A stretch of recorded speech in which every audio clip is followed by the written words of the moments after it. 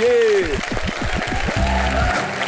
दोस्तों, अगर गरीबी और कठिनाइयों को अपना साहस बना के चार्ली चैपलिन दुनिया का सबसे मशहूर एंटरटेनर बन सकता है तो कुछ भी हो सकता है। अपनी फिजिकलिटी का मजाक उड़ाकर लॉरेल और हार्डी दुनिया के सबसे बड़े एंटरटेनर बन सकते हैं तो कुछ भी हो सकता है। और अगर अपने हुनर से एक सुपरस्टार कॉमेडियन महमूद भारतीय सिनेमा के दिग्गजों के पसीने निकाल सकता है तो कुछ भी हो सकता है। जैसे एक बहती नदी बाधाओं को चीरते हुए अपनी मंजिल ढूंढ लेती है, वैसे एक इंसान का हुनर उसे अपना श्रेय दिला देता है। हंसना और रोना जिंदगी के दो पहलू हैं, जिसमें से रोने के लिए आपको ज्यादा मेहनत नहीं करनी पड़ती, क्योंकि जिंदगी वैसे ही आपको रुलाती रहती है। जरा सोचिए, जिस जिंदगी की शुरुआत ही रोने से हुई हो, उससे क्या उम्मीदें रखें। पैदा होते ही बच्चा रोने लगता है, स्कूल का पहला दिन फिर रोने लगता है, पढ़ाई के नाम पर वैसे ही रोना आता है, और परीक्षा की तो बात ही छोड़ दो। भगवान ने इंसान को सबसे समझदार तो बनाया ही है, लेकिन बहुत ही कमजोर भी बनाया है। हम इकलौती ऐसी स्पीसीज हैं जो अपने जीवन में सहारा ढूंढती हैं, और इसलिए हमने अपनी रोती हुई जिंदगी में एक सहारा ढूंढा है, और वो है हंसी।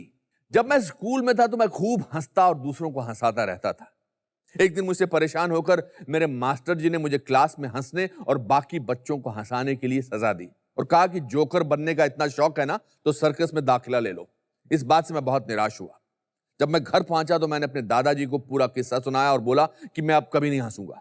वो बड़े गंभीर हो गए और बोले, बेटा अनुपम, मैं तुम्हें एक राज की बात बताता हूं। इस दुनिया में ऊपर वाला विभिन्न कार्यों के लिए अपने खास बच्चों को संसार में भेजता है। तुम ऊपर वाले के वो खास बच्चे हो जिसका काम लोगों को हंसाना है।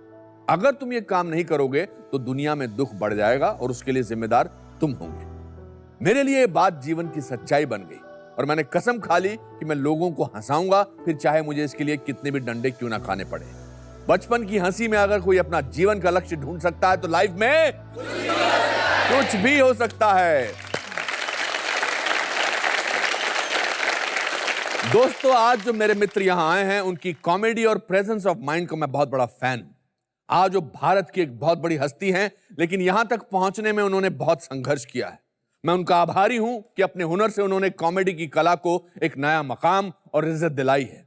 दूरदर्शन के दशक के बाद अगर कोई शो है जिसे पूरा परिवार एक साथ देखता है तो वह भारतीय टेलीविजन का number 1 show comedy nights with Kapil. दोस्तों, आज के हमारे guest the king of stand up comedy Kapil Sharma.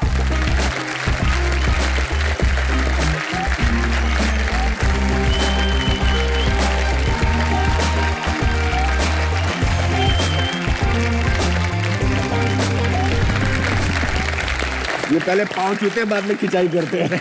नहीं पाजी, ऐसी बात बिल्कुल नहीं है। नहीं, आप अच्छा, मुझे आपने हमेशा इज्जत दी। बैठिए। Thank you sir. एक तो मुझे आपका सूट बहुत अच्छा लगा। Thank you sir. जाते हुए एक्सचेंज कर लेंगे। मुझे आपका बड़ा अच्छा लगा। ये महंगा ज्यादा है।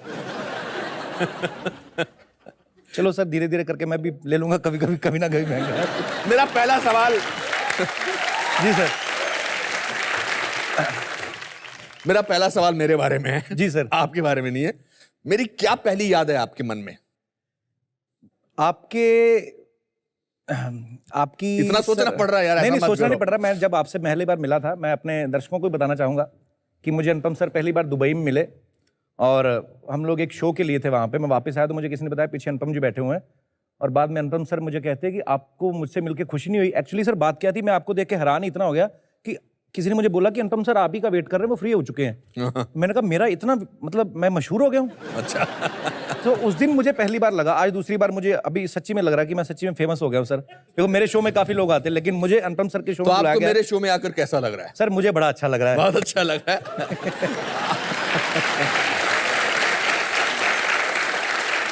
और आपको बहुत बहुत मुबारक किरण मैम। किरण मैम जीत गई है। वो आपकी बहुत बड़ी फैन है, पूरे देश की तरह किरण जी आपकी फैन है। किरण मैम का बड़ा फैन हूँ। हमारे शो में अक्सर आती जाती रहती है। हमारा तो फैमिली रिलेशन हो गया। आपका फैमिली रिलेशन हो गया? जी जी बिल्कुल। चलो अच्छी बात है, ले जाओ साथ में। अभी तो सर बिल्कुल चलनी बंद हो गई होगी आपकी। क्या? घर पे? मेरी तो कभी भी नहीं चलती थी। अभी तो सरकारी तो मैं की जगह हम अपने आप को हम बोलती हैं। अच्छा जी। जी जी, बहुत परेशानी हो गई है मुझे। ओहो, एक तो बीवी, ऊपर से मेंबर पार्लियामेंट।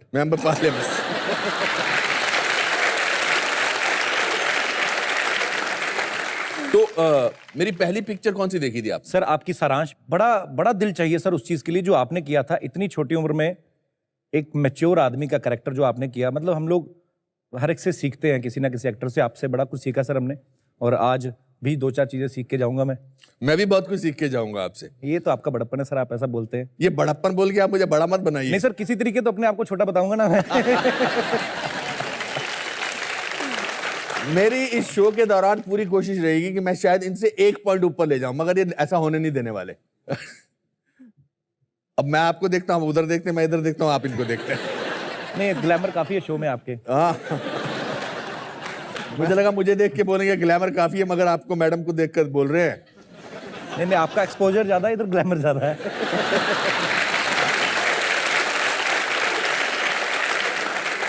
आपके बारे में पूरे जो हिंदुस्तान के लोग हैं और बाहर के भी लोग जानना चाहते होंगे कि मैं खुद आपको इसलिए शो में चाहता था क्योंकि मैं खुद क्यूरियस था कि आपने शुरुआत, आपके बैकग्राउंड के बारे में ज्यादा लोगों को पता नहीं है। जी। You were born in Amritsar में, आप पैदा हुए? जी सर, अमृतसर में मेरा जन्म। और आपके 2 भाई बहन हैं आप? जी, मेरे एक बड़े भाई साहब हैं, वो पुलिस में है। मेरी छोटी बहन है, उनकी शादी हो चुकी है। और आपके फादर भी पुलिस में थे? फादर पुलिस में थे मेरे, और तकरीबन मेरी सारी फैमिली पुलिस में है। सारे के सारे ऑफिसर हैं, कोई कुछ है, मतलब सब पढ़े लिखे लोग। और मैं एक बीच में खराब पीस निकल आया तो मैं इस तरफ आ गया। इसीलिए आपने जो पहला कॉमेडी का शो किया उसमें आप पुलिस वाले बनते थे, और या कोइंसिडेंस था? नहीं सर, क्या होता है कि आपकी अपब्रिंगिंग जैसे हुई है जिस माहौल में, तो आप वो चीजें मन में कहीं ना कहीं जहन में रहती हैं। तो मैं पुलिस क्वार्टर में पैदा हुआ, पला बड़ा वहीं पे। पैदा ही हुआ, इतनी पुलिस थी, मैं तभी घबरा गया कि मैंने ऐसा क्या कर दिया, इतनी पुलिस आई हुई है। हालांकि हम लोग जितना मर्जी मजाक बनाए, कभी कोई ना कोई तो चाहिए होता है मुद्दा, तो कभी पुलिस को लेकर या कभी किसी डिपार्टमेंट को लेकर। लेकिन मैंने देखा बड़ा मुश्किल का काम होता है सर उनका भी, क्योंकि मेरे फादर हैं तो मुझे पता था, कभी 3 बजे उठ के जा रहे हैं, कभी 4 बजे। प्रधानमंत्री अमृतसर आ रहे हैं, जो भी बनते थे, कोई भी प्रधानमंत्री बनना, पहले उन्होंने माथा टेकने आना अमृतसर, और सारी पुलिस को टेंशन पड़ जाती थी। 3-3 दिन पहले ड्यूटी लगी है, तो लगे हुए बेचारे बाहर खड़े, प्रधानमंत्री आए ऊपर से निकल जाते थे, तो बेचारे नीचे खड़े किए, कम से कम नीचे से निकालो प्रधानमंत्री, उनको भी खुशी हो कि यार हमने थोड़ी ड्यूटी की है। तो मुश्किल काम है, पर ठीक है, हमारे लिए वो मनोरंजक किस्से हैं अभी। आपके फादर पुलिस में किस रैंक पर थे? सर मेरे फादर थे हेड कांस्टेबल थे पंजाब पुलिस में। क्या नाम था? और उनका नाम था श्री जितेंद्र कुमार। और पर वो मुझे हमेशा बूस्ट बहुत करते थे, हमेशा मुझे इनकरेज करते थे। तो जब कभी छोटी सी कोई अचीवमेंट लेनी तो पापा जाके अपने ऑफिसर्स को बताते थे कि मेरे बेटे ने ये किया है, वो किया है। तो हमेशा मुझे फैमिली की तरफ से काफ़ी सपोर्ट रहा है। मेरे घर पे इतनी प्रॉब्लम थी, फादर साहब को कैंसर का प्रॉब्लम था, और हम लोगों को पता भी था उनकी लाइफ ज़्यादा नहीं है। वो खुद इतने खुश मिजाज थे, तो पर उन्होंने कभी ऐसा नहीं मुझे आने दिया। बोलते कि तू जा। उन्होंने कैसे इस बात का बखान किया आपको सर कि मेरे को कैंसर है? सर पहले उनका जब ऑपरेशन हुआ तो कोई डॉक्टर्स ने हमें बताया कि ये जो उनकी बॉडी में से जो पार्ट लिया गया है उसको हम लोग रिसर्च के लिए भेजेंगे मेडिकल इंस्टीट्यूट, मेडिकल कॉलेज। तो उसके बाद में क्या उम्र थी आपकी? सर मैं रहा हूँगा उस समय 16-17 साल का रहा हूँगा। ओके। तो डॉक्टर्स ने जब हमें बताया कि ऐसे ऐसे कैंसर का प्रॉब्लम है, तो बाहर जो भी हम इमोशनल हो गए सब, फैमिली जो भी उस समय रिएक्शन होता है एक फैमिली का। सो अंदर गया तो मैं फिर डैडी के सामने एक्टिंग करूं, जैसे फिल्मों में देखा था कि पेशेंट को नहीं बताना। तो मैं अंदर जाके डैडी के सामने खुशी रहा हूँ। डैडी कहते क्या हुआ? कैंसर निकला है। तो मैं हैरान, मैंने कहा इनको क्या जवाब दूं मैं? कहते हाँ मुझे पता है, इट्स ओके, कोई नहीं। तो ऐसे थे। और जो जब उनका ऑपरेशन किया जाता है, जब मेडिकल स्टूडेंट्स जो होते हैं तो वो उसकी पूरी फिल्म बनाते हैं।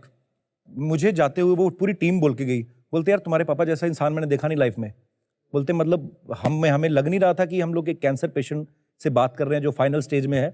सो इतना हंसा रहे हैं हम लोगों को, ये वो। मेरे फादर ऐसे थे, पुलिस में थे जरूर, पर वो थोड़े आर्टिस्ट थे अंदर से। आप फिर दिल्ली में ले गए थे उन्हें जी इलाज कराने के लिए? जी। आपकी फाइनेंशियल सिचुएशन बहुत अच्छी नहीं थी? फाइनेंशियल ऐसा नहीं था सिचुएशन सर, बिकॉज एक सरकारी कर्मचारी को आपको पता कितना, एक पुलिस क्वार्टर में हम लोग रहते थे, तो एक टाइम पे तो ये आ गया था कि ना उनसे पेन सहारा जा रहा था और ना हमसे कुछ हो रहा था। सो एक टाइम होता है कि जब आदमी ये कहता है, गिव अप कर देता है कि नहीं यार, मतलब मैं अपने फादर को ऐसे देख नहीं सकता था कभी भी। पर ये उन्हीं की ब्लेसिंग्स हैं कि उनके जाने के बाद मैं करता कराता यहाँ पे पहुँचा बॉम्बे, और यही इसी स्टूडियो में सर मेरा लाफ्टर चैलेंज मैंने विन किया था पहली बार। तो मुझे 10 लाख रुपए का चेक मिला। तो हमारी इसीलिए हमारी एक लाइफ में कि अगर ये हो सकता है तो लाइफ में कुछ भी हो सकता है, कुछ भी हो सकता है। तो सही बात है, कुछ भी हो सकता है। और मेरा बिलीव हमेशा रहा है भगवान में, कुदरत में, कि आप अगर किसी चीज़ को चाहते हो मिल तो जाती है, कब मिलती है, थोड़ा लेट मिलती है, पहले मिलती है, बात की बात है। तो रात को मुझे मिला 10 लाख का चेक, उसमें से उन्होंने 3,90,000 काट लिया था टीडीएस। टीडीएस? हाँ, टीडीएस के इनकम टैक्स सब काट लिया। मैंने कहा जब था नहीं तब तो काटते नहीं थे, अब अपनी मेहनत पे लिया तो अब क्यों काट रहे हो? तो मैंने रात को फोन किया 1:30 बजे, तब 1:30 बजे लाफ्टर चैलेंज का फिनाले खत्म हुआ। तो मैंने मेरी बहन को फोन किया, तब तक उसकी एंगेजमेंट हो चुकी थी। तो मैंने उसको फोन किया, मैंने कहा 10 लाख रुपया मिला। तो वो भी नींद में कह रही यार फोन रख, दिमाग ना खराब कर पहले तो मैंने कहा यार सच्ची में मिला है। फिर सुबह जब पेपर में आ गया तो मेरे घर पे पहुंच गए वो सब न्यूज़पेपर वाले, मम्मी की फोटो लगी सुबह ट्रॉफियां लेके नाच रहे हैं। तो उसके बाद जो है थोड़ा पटरी पे आए हम लोग। उसके बाद मैंने वो जो प्राइज मनी मिली मुझे टीडीएस काट के, जो 7 लाख रुपए हाथ में आया, तो मैंने जितनी सेविंग थी मेरी बहन की शादी में की तो लगाई वहां पे। तो वैसी शादी हमारे खानदान में कभी नहीं कोई हुई थी। तो उस चीज की बड़ी खुशी है। तो शांति होती है कहीं ना कहीं। बाकी डिजायर्स तो आदमी की कभी खत्म नहीं होती। मैं तो ये कहता हूँ यार, मेरे पिता आज भी होते तो उनको बड़ा शौक था पैग वैग मारने का। तो मुझे होता था कि आज मेरे फादर होते तो मैं दुनिया भर की स्कॉच उनके सामने रखता। पर भगवान मेरे ख्याल से सबको सब कुछ नहीं देता है शायद, इसीलिए कि आदमी अपने आप को ना भगवान समझने लग जाए। आपकी मदर का क्या रिएक्शन था?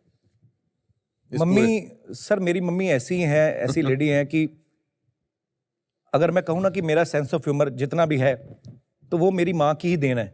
अच्छा। मेरे मम्मी और पापा दोनों ही, वो घर पे लड़ाई बड़ी करते थे हमेशा ही, लड़ाई in the sense funny way में, तो कुछ ना कुछ चलते रहता था उनका। सो मेरी माँ ऐसी हैं कि उन्होंने वो दिन भी देखे हैं जब हमारे पास किराए का घर था, और फिर जब मेरा काम निकल पड़ा उसके बाद अपना घर बनाया मैंने। मेरी मम्मी की मैंने एक चीज़ देखी है और वो मैं उनसे सीखता भी हूँ ये चीज़ें, वो जिस भी हाल में रही हैं खुश रही हैं। अभी भी आप देख लो, अभी भी चले जाओगे ना आप, तो वो ये नहीं कभी फील करती हैं कि मैं कपिल की मम्मी हूँ तो मेरे को बार्गेनिंग नहीं करनी है। मैंने अभी हाल की मम्मी को कहा, मैंने जब मैं अमृतसर जाता रहा हूँ तो मैंने कहा मम्मी अभी बार्गेनिंग नहीं करना, मेरे साथ जाना है। तो मैंने गाड़ी ली थी वहाँ पे पहली, तो मैं बिठा के मम्मी को ले गया। मैं कहा मम्मी सेब खाती हो रोज? और क्या अपनी माँ को बोल दे आदमी, नहीं सेब आ कहाँ रहे मार्केट में, हालांकि क्योंकि उन दिनों 200 रुपए किलो हो गए थे सेब। तो वो कहती आ ही नहीं रहे मार्केट में। मैं कहा चलो मैं तेरे को ढूंढ के देता हूँ। तो मैं बिठा के मम्मी को ले गया, सेब ही सेब लगे हुए। अब चले गए दुकानदार के पास, तो मैंने कहा 5 किलो सेब दे दो ऐसे, और सारा फ्रूट व्रूट जो भी पैक कराया। मैं थोड़ा सा इधर गया तो मम्मी मेरी पैसे थोड़ा कम करना उसको मैं कहा मम्मी कम नहीं करने। तो मैं देख लिया मम्मी को ऐसे घूरा तो मम्मी हट गई। इतनी देर में सर चूहा निकला पीछे से, बड़ा मोटा सा। तो मैंने ऐसे ही आदत जो अपनी, मैंने कहा यार चूहे बड़े तुम्हारे मोटे, फ्रूट व्रूट खाते होंगे तुम्हारी डैडी से। मम्मी कहती हाँ ये खाने देगा जो 5 रुपए नहीं कम कर रहा। तो वो नेचुरल होता है अंदर।